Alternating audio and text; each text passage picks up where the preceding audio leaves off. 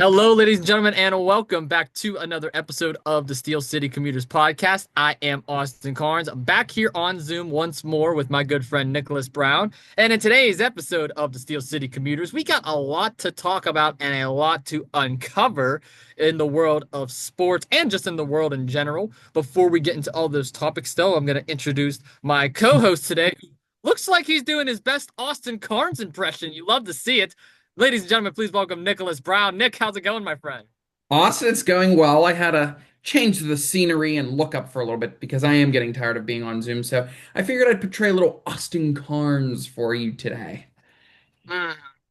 Here's the thing that I found very interesting about your outfit of desire. I noticed that there's is that a Steelers logo on your hat and shirt? I thought you were a Cowboys fan. What happened? I don't have a Cowboys hat and I don't have any Cowboys shirts. So until then, I have to make believe the Steelers and show my Pittsburgh pride off a little bit just until the season starts. And then we'll start flipping into the Dallas commentary and all of the Dallas fans and stuff. Nah, you can keep that far away.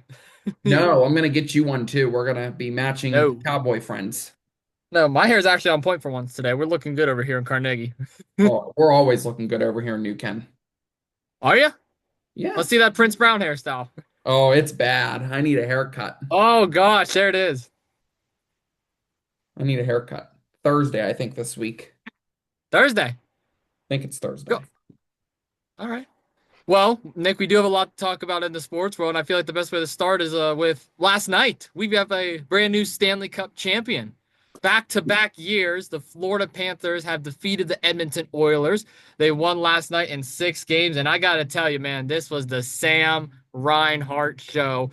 4 out of the 5 goals that were scored last night was courtesy of Sam Reinhart. You got to give credit to Bennett, give credit to Barkov. Bobrovsky has been great in the net this year. He's been absolutely electric. And let's not forget about Marchand as well. I mean, you talk about a guy who comes over from the Boston Bruins, has immediate success here with the Florida Panthers. The stat that I found the most interesting, though, Nick, which I want to get your opinion on this, a Florida team has won the Stanley Cup 4 out of the last 6 years. Because you got to remember, last 2 years was the Florida Panthers, and then 2020 and 2021 was the Tampa Bay Lightning. They also were in it in 23, but lost that year. So I thought that was pretty interesting. But I will say this right now. Connor McDavid, this is 2 straight years that you have lost the Stanley Cup Finals now. It is not a good look for your legacy. It is not a good look for where you want to be in terms of your overall career stance. You had Draisaitl, you had an amazing goalie tandem in the net, but at the end of the day, you couldn't get the job done. I'm very disappointed in the Oilers. We'll talk more about that in a second. I'm going to pass it over to Nick, though. Nick, what's your thoughts on this?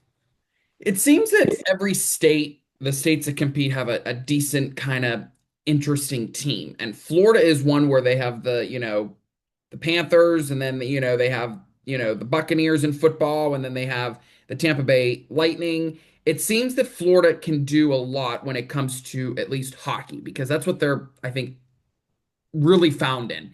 When it comes to football, there's a lot of issues, but they had a really good performance this season. I didn't actually end up picking them. I don't remember who did I pick to win the Stanley Cup. I think my bracket was busted week I one. honestly don't remember. I'm sorry. But it was a good Stanley Cup last night, and I don't remember how many games was this. Was this 6. six? I think I predicted 6 or 7. I think I predicted 7 in 2 weeks, 2 week ago episode. But I'm not surprised. Are you really surprised that this team was able to pull through and defeat? I'm not because of just some of the key players that you mentioned, some of the key stats, and just how this overall team is shaped. They're ready to work, they're ready to fight, and they're ready to go for a Stanley Cup. It was just a matter of time, and it was their year this year. I feel like Florida has too many stars and Edmonton simply could not keep up. Edmonton relies way too heavily on a Connor McDavid. Edmonton relies way too heavily on a Leon Draisaitl. When you look at the Florida Panthers, I mean, Alexander Barkov alone is already a superstar. Brad Marchand, who is almost 40 years of age, has been a superstar and as playing like he's in his mid 20s right now. Let's not forget the Seth Joneses of the world. Let's not forget the Sam Reinharts of the world, the Sam Bennetts of the world. Florida has players that they can spread the ice with. And guess what? Spreading the court in basketball, spreading the field in football, and spreading the ice in hockey is what really sets you up and takes you over the top. But Bob Broski, man, wow. What a goalie performance that he has had this year. Only 1 point, only one goal allowed in game six last night. Florida was able to pile on the rest. It was literally a masterpiece from the Florida Panthers. This is now 2 straight years. Panthers beat them last year in seven, nearly gave it up. But this year, they put the stomping on it. Yes, they gave up 2 games. I kind of figured Edmonton would at least get their get back in one of those, which they did. But they got the job done. They sealed the deal. Perfect performance for the Panthers. Looking at the long-term aspect, if you look at some of these key players from last night, most of them are really have been signed for the long term.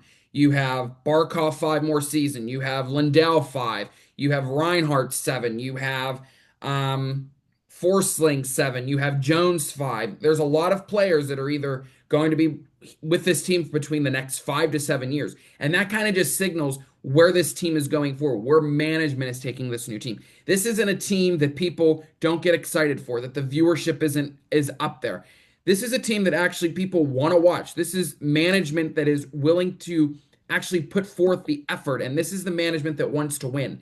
This team really could probably take it for the next 3 to 4 years, especially because they're not really losing any key players. I don't think they're losing anybody, if that. If they are, great, because they have a lot of these stars that are sticking around for the next 5 to 7 years. So is this going to be a new theme that is going to be erupting next season too? That are we going to see a lot of these key players emerge once again? Are they going to be able to get the goals back? Are they going to be able to spread the puck around like they have been? Are they going to be easily able to make it into Stanley Cups again?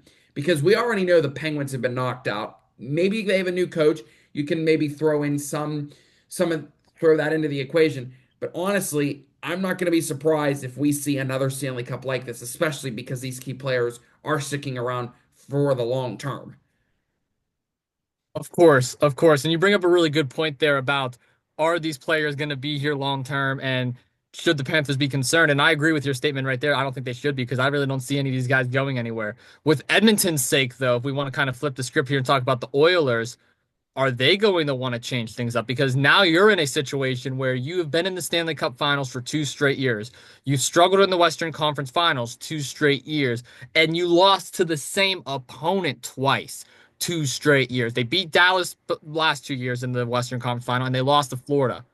When are things going to change up there? It seems like it's the same thing every single year with them. So, are they going to make a coaching change, a player change? Are they going to let McDavid kind of control and dictate what goes on behind the scenes?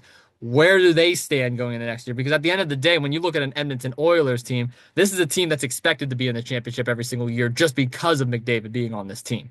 That is how great of a player he is. He is a generational player. When you look at the Sidney Crosbys of the world, you expect the Penguins to be great because of Crosby. When you look at the Capitals, you expect them to be great because of Alex Ovechkin. When you look at the Avalanche, you expect them to be so good because of a Nate McKinnon. When you look at the Maple Leafs, Austin Matthews. I mean, every team has that one superstar that you look at and you say, yes, they should be there because of him. Well, guess what? The Oilers were there the last 2 years and couldn't get the job done. Something got to give. And at least with this team, there's just not one key player. If you spread the puck around and everybody's working their fullest and management's able to come up with some of these new plays, they're going to be a dynamite team that's going to be unstoppable. There wouldn't be surprised if the record even improves for next season and the years beyond, given how well this team worked in the Stanley Cup Finals, how they worked into the playoffs. This wasn't a team that was slacking. They went out each and every game and spread that puck around. They were able to score the goals. They were able to actually make the playoffs interesting and actually make you actually feel like you want to watch. Mm-hmm. Totally agree. Totally agree. Well, I think it's time we move into something else, my good friend. And I know you've had a pretty strong opinion on this, and I can't wait to get your reaction to it. The U.S. Open has concluded. I have How never about, watched more golf in my life than I have this past weekend. well, how about good old JJ Spawn over there, huh? What do you think about the U.S. Open? You know, I got to pull out the 64 notebook. foot putter. 64 64. foot putter. That not only was his best but the longest so far. He also had a 40-foot two Sunday, I believe, or sometime this weekend within the Open. He had a 40-foot, and I believe that was Sunday as well. Let me say, Oakmont is very challenging. And Oh yeah, you were there Monday, practice I round. was. That was before the rain kicked in. That was before the rough even got rougher. But we can both agree on this. There was one key person, event, place that won the US Open this weekend. It wasn't JJ Spawn. It was actually Oakmont itself. It was able to defeat so many players. Sam Burns, uh, Hovland, Hatton, Young, Orditz, Rom, Burns, you name the list, because the rough and the weeds were so there. Like it was incredible because so many people hit it in the sand traps, the church pews, and they could not escape. If it wasn't for the rain Thursday, Friday, Saturday, Sunday, this would have been a whole new competition because you saw the course improve a little bit on Sunday with that rain coming down and the weather delay. But no rain, the course would have been more challenging, and we possibly could have went into a sudden death on Monday, in my opinion. Honestly, we probably could have, but I will tell you this right now. I love change. I love seeing new players and new athletes, new teams, new whatever in whatever sport winning something for the first time. Because when that happens, it kind of is like a cultivating change, Nick, if you really think about it. JJ Spawn winning his first US Open is big, not just for him, not just for his family, but for the sport of golf in general. This year's US Open has been one of the most engaging years of golf that I think we have had since prime Tiger Woods. And the reason why I say that is because of how many players out there is notable. And that's because of the rise of social media. I'll get into that in a second. You look at the McIntyres of the world. You look at the Scotty Schefflers, the DeChambos. You got McElroy. You got so many different people out there that's name brand household names that's carrying this sport. Scotty Scheffler, in my eyes, is the best golfer in the world right now, and even he struggled in that U.S. Open. JJ Spawn ultimately won the entire thing, and that just shows that it's anybody's game. It's a gentleman's sport at the end of the day, Nick Brown. And I will tell you this right now. Seeing a lot of these golfers have their own YouTube channels and cover Oakmont, cover the country club, do a bunch of stuff around here in Pittsburgh and locally around where the Oakmont club is, I gotta tell you, it's a win for everybody. It's a win for us. It's a win for golf, and more importantly, it's a win for them. It's interesting because Spawn actually, his win probability bottomed Sunday at 1.3%. I've seen Damn. stats between 1.3 and 1.8 at some points, and he's also the first player since '03 to shoot in the 40s on the front nine of the final round and go on to win. That's how far back some of these stats are going. We even go back to another stat. 1953. He's really one of the only players to finish birdie birdie to win at a U.S. Open in Oakmont. You have to go back to Ben Hogan in '53. Damn. I mean, Spawn had a great effort, but let's not forget he also was part of the mistake club, along with McIntyre, Hovland, Hatton, Young, Orditz, Rom, Burns, Spawn. The amount of mistakes that these players made because of the course, because of the weather, whatever you want to call it, it was anybody's game. The final round was amazing to see. Most of the last, I want to say, 5 holes, because when you got into the neck of the woods, when you got into this either the sand trap, the church pews, you name it, the weeds, the rough, it changed anybody's game. Because I'm trying to think who was it on one of the last holes. He was stuck in the weeds for I don't know how many hits he tried to do, and he said, "Fine, I'm just going to take the penalty," because it was so bad that if you're in the weeds, forget it. And even that sand was causing a little bit of issue. But having him win, it was amazing. I'm not sure if you saw the after presser too, Austin, but he said he was up at 3 a.m. that night because his daughter was sick and he had to run into CVS in downtown to go get her cough medicine or to go get her medicine. And he was able to be there and play his A game along with the girls for Father's Day. And he was able to take home the victory. But he's only the first player since Webb Simpson to win a U.S. Open on his second attempt. Wow. That's an interesting stat right there. And again, that just shows you the point we were just talking about before. It's anybody's game. Anybody at any chance could come up and win it all, which makes the sport much more engaging. And Nick, I gotta tell you, man, it was hard getting a hold of you on Sunday. I mean, you were pretty much glued to that screen watching golf. I was glued to that screen. We ran out during the weather delay, and then we come back, and I was glued right back in it. Just because it was Oakmont, I think that's what it was because Oakmont is probably the toughest course I would say in the whole world, just given how it's built and the hills, the rough. I think the rough was the biggest part of it. And then you have all the different other contraptions, and then the weather didn't really help. But I do want to make a point here. I think it was Sam Burns on the 11th.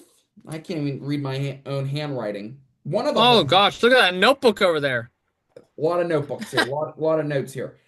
On one of the holes towards the end, it was right after the rain delay, I believe.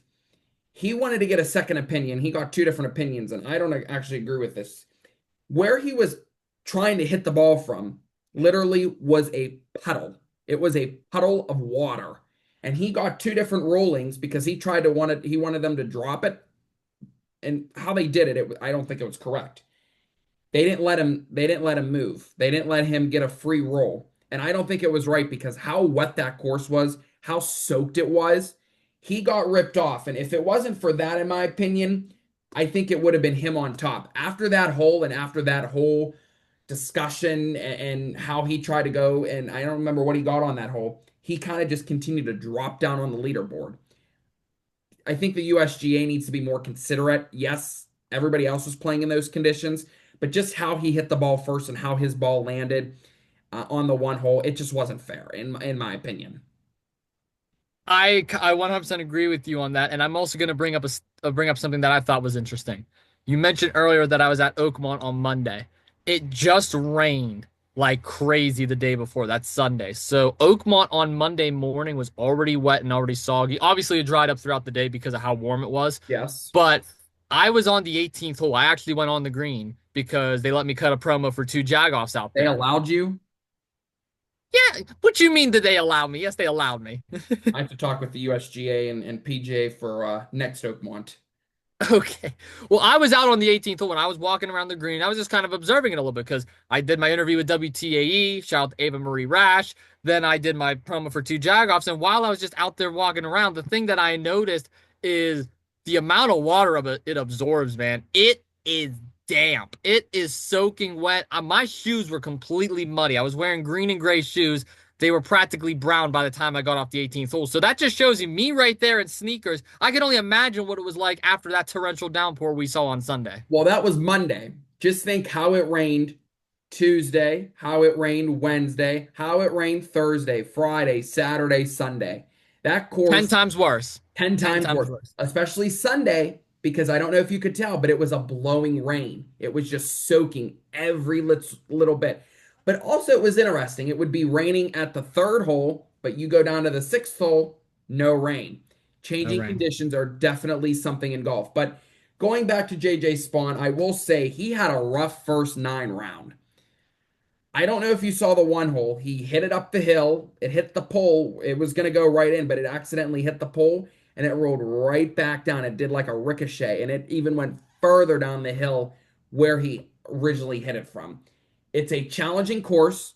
Scotty Scheffler was pissed off. You could tell. McIntyre was pissed off.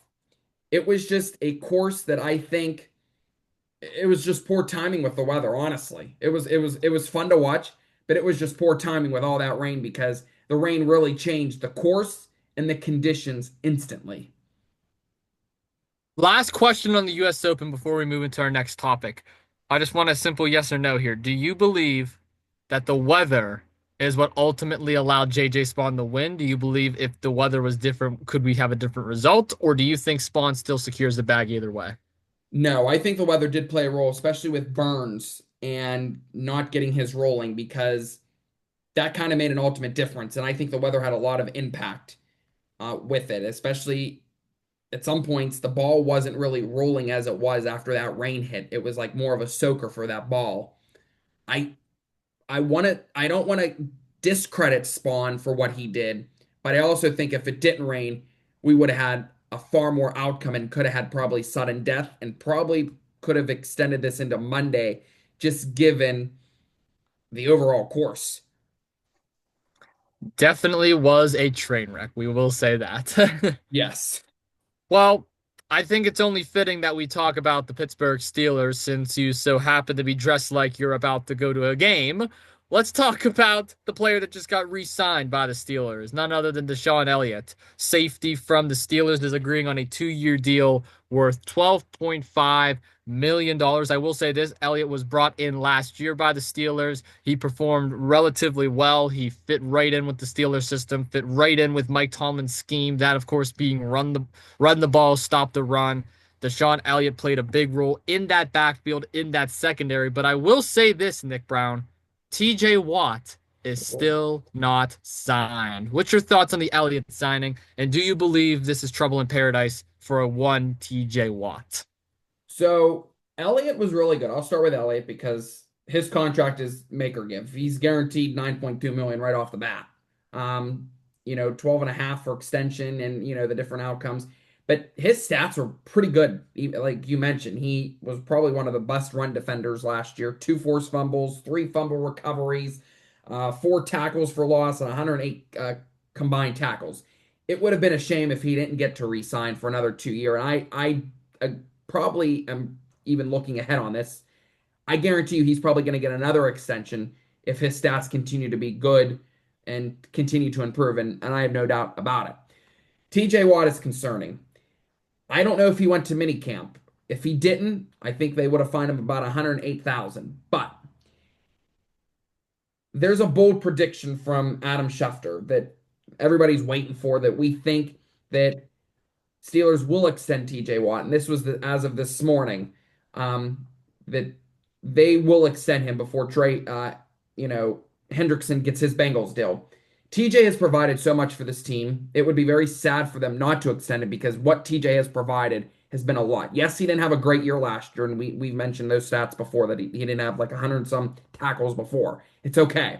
But if you look over the long term, his stats, how he's performed, he's an asset to the Steelers. He's an asset on defense. He's an asset in general when it's picking the ball, when it's fumbling, trying to force a fumble, when it's just getting in there on that quarterback and defending whoever he is. He's a powerhouse. I don't know what's going on with Omar Khan and the team here. I don't know if it's Watt himself, it's what Omar's trying to offer, but the Steelers need to get out there and spend the money. There's no reason why TJ shouldn't be signed right now. I couldn't agree more. The fact that TJ Watt isn't to this team, I feel the Steelers are doing a disservice to their fans. Look, I've been very vocal over the last year and a half about TJ Watt and where I stand. I have said, quote, that he is the most overrated player in football, which I stand by. I said that Myles Garrett is infinitely better, which I stand by. I said that his stats last year should show why he shouldn't get as much in his guaranteed contract. I still stand by that. But what I will say this about TJ Watt, and nobody can deny, is he is one of the best players, if not the best player the Steelers currently have. TJ Watt brings a lot to this team. TJ Watt is practically that Steelers defense. Yes, the stats weren't there last year. Yes, he hasn't had a tackle since Christmas on that 5-yard loss against Isaiah Pacheco. But at the end of the day, TJ Watt is still beneficial for this team. He shouldn't go anywhere. The Steelers should be giving him all the money he wants. The Steelers should be sitting there in those negotiation rooms, in those contract talks, and say, TJ, listen, you bring a lot to this team. What can we do as a team to help you so that you can help us on the field? Maybe that's why Watt wasn't playing as well as he typically did last year. Maybe it's in the back of his head. He knew he wasn't getting paid what he deserved. So he probably feels, why should I go out there and perform at my highest level when they don't even treat me like I am? Maybe TJ Watt is playing with the Steelers and trying to get what he wants so that when he gets out there on the field, he can give them what they want. And I will say this, if that's the case, TJ Watt, my friend, you know how to do business because that is business. At the end of the day, the NFL is a business. And I hope, I pray that the Steelers bring him back because if they don't, if he's gone, that's probably the biggest loss since Big Ben Roethlisberger, Nick. Final thoughts, though, on Deshaun Elliott. I will say this. He is a stud. He's going to do great things for this team. If they don't bring back TJ Watt, I will never wear this hat again. Or that shirt. In remembrance. In remembrance. TJ Oh Watt. gosh. Didn't you listen to Purple Rain earlier like I asked you to? I did. Was Need it a to good song? Yes, it is. Now it's stuck in your head. It is. Here's your homework for tonight before next week. Little Red Corvette. That's the next Prince song you gotta listen to. Okay, I'm writing it in my notes as we speak. Little Red Corvette. He actually is writing in his notes, ladies and gentlemen. Yes, got the notebook here. The big You fat do got the notebook out. big fat notebook. Lots of stats here. Go to the next page already. Well, I know that we didn't really plan this, but I kind of just noticed this in my notes whenever I was looking through. I want to get your thoughts on this. Did you know there's the College World Series going on right now for No, college baseball? nope. I I didn't even forgot know all that was about going. it. I did too. Apparently, we got LSU versus UCLA this year. How about that? You got the Bruins versus the Tigers. Uh, I mean, I'm looking at some of the stats right here. LSU got off to a strong start at the College World Series on Saturday. They took down Arkansas 4-1 in its first game. I mean, this was from 19 hours ago. So, hey, we got a lot of sports going on. We got the WNBA, we got Major League Baseball, we just got the US Open concluding, the Stanley Cup Finals concluding. We can't forget the NBA Finals is going on. Pacers and Thunders are still going to war right now. College Baseball World Series. Football's right around the corner. A lot of sports to talk about, Nick. I'm a wrestling fan, so you know wrestling's year round. A lot of sports. College baseball really mean anything? Is it really No, even talked about? No. no. I it didn't make it into my notes, so it must not be newsworthy. Must not be I will still say city this. worthy. Still city worthy. Hey, college softball is actually pretty good, though. I do like me some college softball every now and then. College softball. Okay. We'll have to dig into that a little deeper. Volleyball is honestly pretty good, too. Why don't I don't we know join about, the Point Park volleyball men's volleyball team? Me, you, and LK. we don't even have a men's volleyball team We can create one. I'm pretty sure if we create one, we will be bringing the hype. Especially bringing me the hype. and that. I could actually play volleyball. Did you know that? No. Yeah. I know how to serve. Are you good? Did you play in high school? I did not play in high school. I played a lot in gym class, though. So let me guess, you got hit with the volleyball because it happens. No, you want to know who is surprisingly good at volleyball, though, that you would not expect? Who? Kevin. I was thinking of that as you says Kevin. Okay. Kevin's good at volleyball, badminton, and pickleball. Shocking. Pickleball's my thing. He can also kick a perfect field goal. Interesting. Yeah. Oh, wait. I don't want to spoil it too much, but on Two Jagoffs, me and him recently did a promo. We went up to Carlington and we were kicking field goals, and I made one, but I couldn't make one again afterwards. I couldn't do one to save my life. Kevin goes up to it. He's like, "Here, let me try it real quick." He goes up, drills it right down the center. I'm like, "What?" I was like, "Do it again." He kicks the second field goal. This time it hits the post. It's no good, but he still hit the post. That's still hard to do. And then he goes and kicks the third one straight through the middle. 2 for 3 for his first time ever kicking a field He's good for something. goal. Maybe it's football. Maybe he missed his calling. Yeah, he could have been the next kicker.